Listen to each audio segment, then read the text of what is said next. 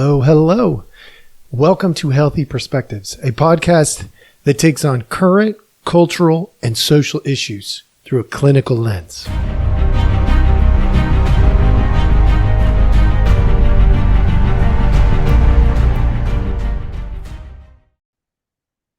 All right. Hello, hello. Welcome back. Thank you so much for joining us. As always, we appreciate your time.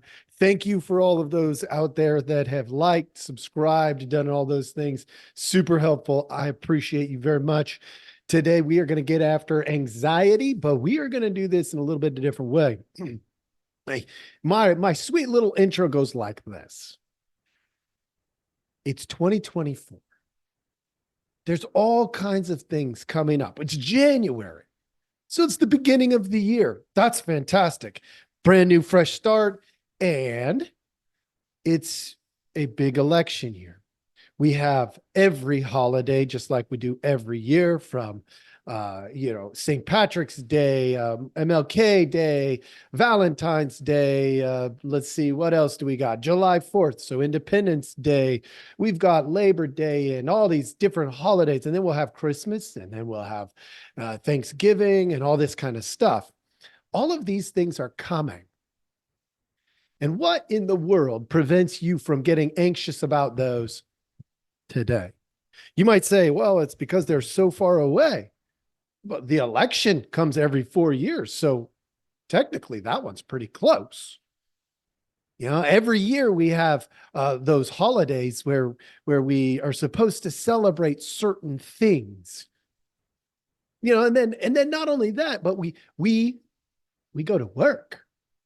There's a stressful environment for a lot of people. Or we go to school, or we have to go home, and we can get anxious about that. There's all kinds of reasons for anxiety. But today I want to give you an outline of theory and application, theory and technique, with the primary focus being on anxiety today. Well, because we have so many things coming up this year that we're not going to be able to avoid them all. You're going to run into things that are just uncomfortable. And I hope to help you prepare for that. So if you run a little anxious, which I know a lot of you do, that's okay. Let's explore this together for a few minutes. This is going to be pretty easy. It's not going to be super difficult. But what I want to do is I want to start with giving you a little bit of a background on what anxiety is exactly. If I can do it without messing it up. All right. First, I went to Medline Plus. All right. Medline Plus is interesting. They say anxiety is a feeling of fear, dread, and uneasiness. It's a feeling. All right, stay with that. Let's go to the next thing, because I want to help you understand this. Go to Google. Google says a feeling of worry, nervousness, unease. Look, they're trying to define the feeling, but let's pause for a second. Do you have to define the feeling? Actually, not necessarily. Let's start with, what is a feeling? Really, what is a feeling? A lot of people mess this up because it just seems too easy to be true. But if you are going to look at what a feeling is, matter of fact, I have here, I'm going to see if I can pull it up real quick. I have a little a presentation I sometimes will do on what a feeling is. I'm going to go ahead and we're just going to skip right to this page. All right, hang in with me. If you're watching on Rumble or YouTube, you're just going to hang in there. All right, so you're going to see a feeling. We have these cups. I know I've talked about this before in the past, but we have these cups. Notice I got one there labeled anxiety specifically. All right, we have these cups, and they are these different sizes, different shapes, and so on and so on. They're all inside of us, and they are all feelings. Now, why does that matter? Because all feelings have a similar process. And if you learn the process, then you don't necessarily have to be perfect regarding the feeling when you go to treating it. So I'm giving you this theory in the background because I want you to be better prepared, better processes in place for these super stressful, anxiety inducing events, whether that's a day of going to school, having to go home, the 2024 election, all this political chaos. I want you to be prepared. So you have all these emotions. The external stimulus can be current, meaning it's happening right here, right now. So it's a brand new stimulus. But more often than not, it's a current reminder of a past stimulus. Like, for example, if you grew up in a home that was really loud, like super loud, people would yell at each other, and it was just like status quo. That was just normal. And you end up in an environment where it's really loud and people are yelling at each other, and you're going to have this instant connection. This memory from the past is going to come rushing back into the moment, and it's going to fill up your emotional cup, whichever ones, usually plural, not just one, it might be. Now, anxiety in particular is, we're going to get after that here in a moment, but understand it works just like joy, just like surprise, just like sadness, in the sense that you can only contain so much before you're overwhelmed, because all emotions do that. All right. So I wanted you to see that. Obviously, there's more to it. I'm going to go ahead and get out of that for now. We can come back to that some other time, maybe. All right. So now we understand what they say anxiety is. It's a feeling or an emotion. And emotions are information. They are information. If an emotion alarm goes off, boo, boo, boo, what do? I mean, the first thing that you do, no matter what the emotion is the same thing. Acknowledge the alarm. It's that simple. Acknowledge the alarm. I know I jumped a little bit into technique, but why? Because it connects. I wanted you to understand the theory is an emotion is like an alarm. When it's going off, the first thing you have to do is acknowledge it. Hey, my alarm is going off. You wouldn't just let your phone alarm continue to go off over and over, although some of you probably sleep through them, but that's not by design. You by design want to acknowledge your alarms. This emotions are alarms. Okay, so let's take a second. Let's step back a tiny bit. What is the opposite? The opposite of anxiety, right? We know that it's an emotion, so it would be something that lacks emotion, right? So the opposite, a lot of people think that the opposite of anxiety is calm, but in fact, the opposite of anxiety is apathy, the inability to have any kind of strong emotional reaction of any kind. Apathy, the I don't care emotion, right? It's the non-emotion. Okay. Now, why did I say that? Because I want you to understand something. What would happen if you ran around in this world with no emotion? None at all. Would that be better than anxiety? Absolutely not. 100% no. A lot of people don't realize this, but anxiety as an emotion is neither good or bad. It's information. the lack of information would be bad. We know that that would be unhealthy. Imagine all the times that you have been naive, unable to understand something.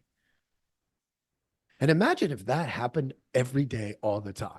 I mean, plug you into the matrix because that's all you're good for. You can be a battery. Not cool. So we know that anxiety, though it's not good or bad, it is information. We know the lack of anxiety would be actually bad. Now, how do we know that? Here, like, you ever studied for a test? If you studied for a test, why? Chances are you studied for that test because you were anxious. So there's good attributes to anxiety if it's channeled, if you have a process, which I've already given you step number one, if you have a process to manage the emotion, absolutely anxiety can be good. If you don't, it can be overwhelming, right? Too much information. And what happens to your computer?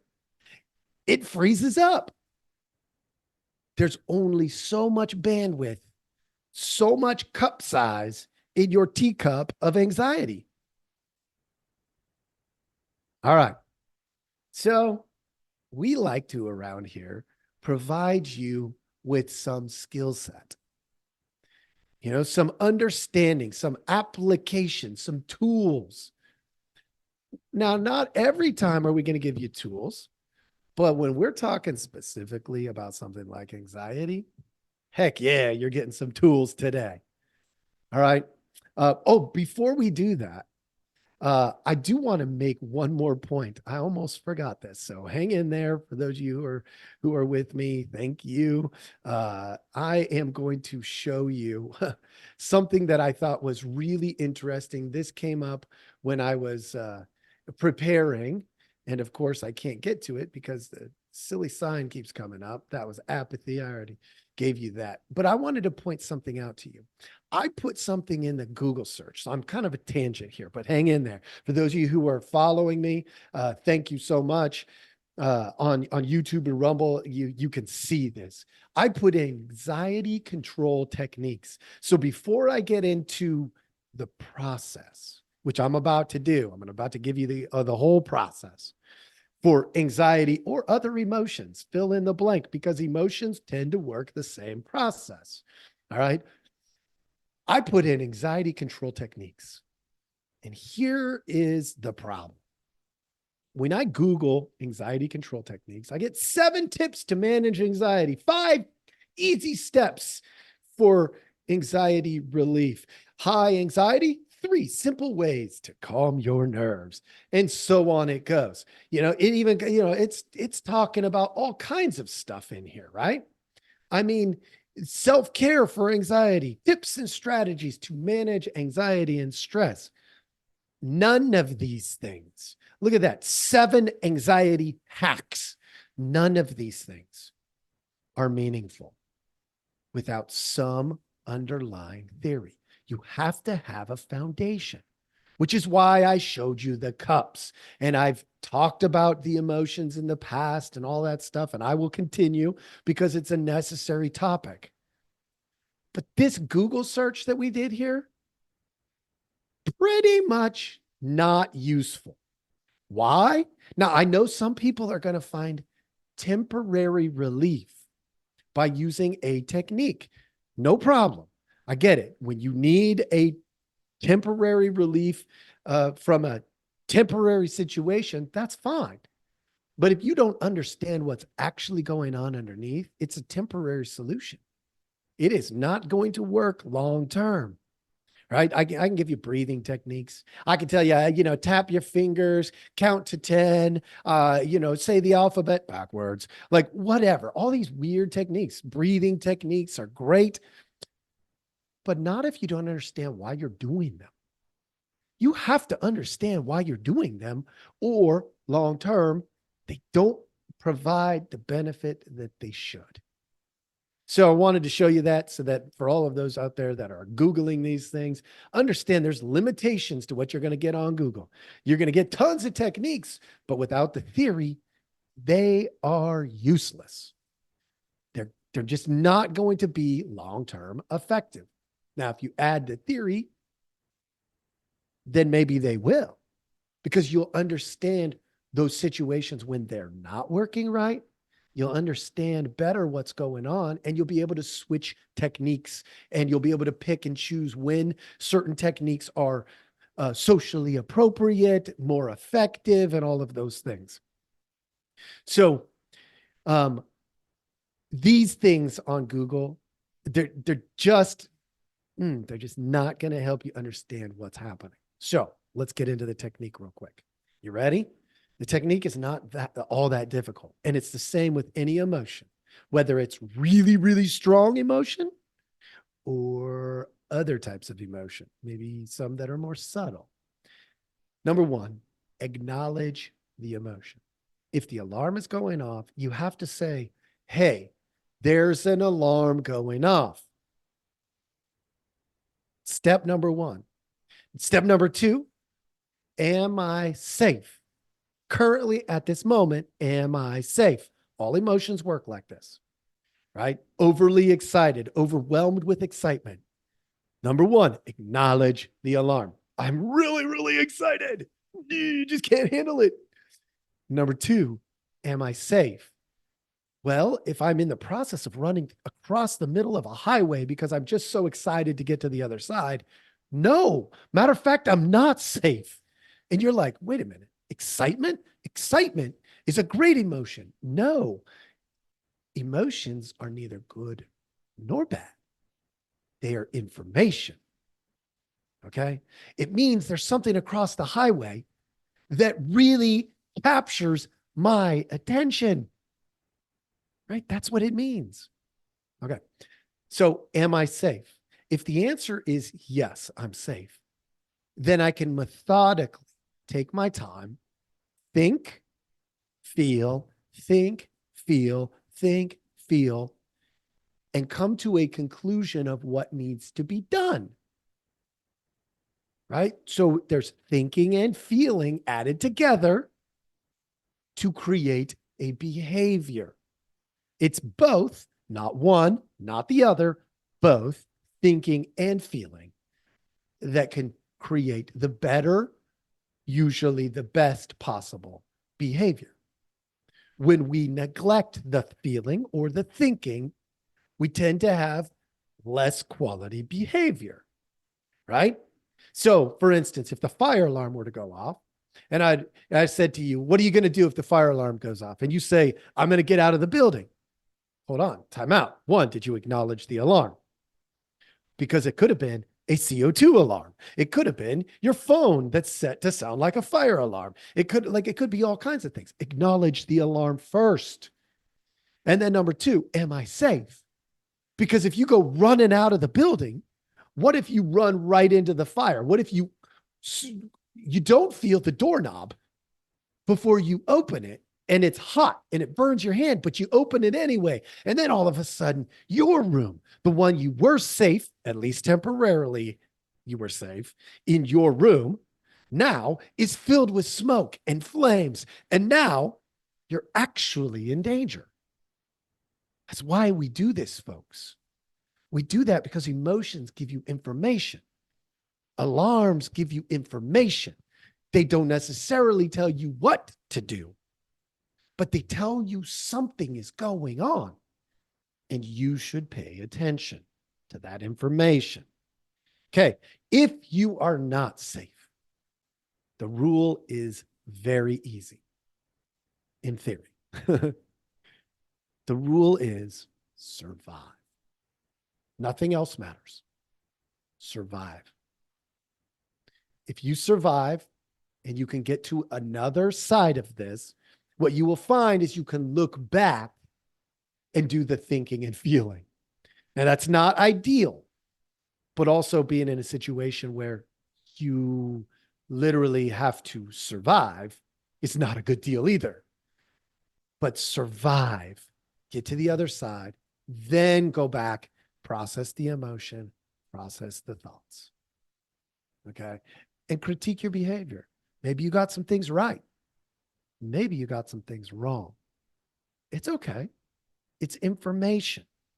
Remember, feelings are information. All right. If you follow that process, there's some things that I know are going to happen. Number one, you're going to understand that emotions are neither good or bad, but your behaviors that come from the emotion can be good or bad, depending on whether you combine your emotion and your thoughts together into a cohesive idea for a behavior. Okay. It's got to be cohesive, meaning your feelings and your thoughts align into a specific direction. Now, I know that anxiety for 2024 is high. I know because I hear about it. All right. In my practice, I'm hearing about it a lot these days. But these are some simple things that you can do to move forward in a much healthier manner. Understand what the emotions are. Understand what anxiety is. Understand that anxiety is neither good or bad, but how you use it can be good or not so good. All right. Now, around here, we like to say healthy or unhealthy. That's the scale we prefer to use. So when you look at them, say the emotion. Is this a healthy emotion under these circumstances? Remember that image for those of you on Rumble and YouTube with that little external stimulus. Is my emotional response or my cups filling up a reasonable response to that stimulus? If the answer is it doesn't seem like it, you've got some exploring to do. What is it about you that's making you emotional at a level that you seem to think it could be different? It's usually, not always, but it's usually baggage from your past that's percolating into the present. All right, so keep that in mind. I hope that this technique is useful. I could get into a lot more detail, but I really, as we're looking forward into 2024 and we're thinking about anxiety, and look, anxiety is always about the future, folks. It's always about the future. And so as we're looking at the future, we can't predict all the things that are going to go on, although we sometimes think we can. But what we can do is respond appropriately to every alarm, emotional alarm that goes off within us. That's something you and I can influence. I hope this was helpful. Thank you so much for joining us, and good luck in 2024.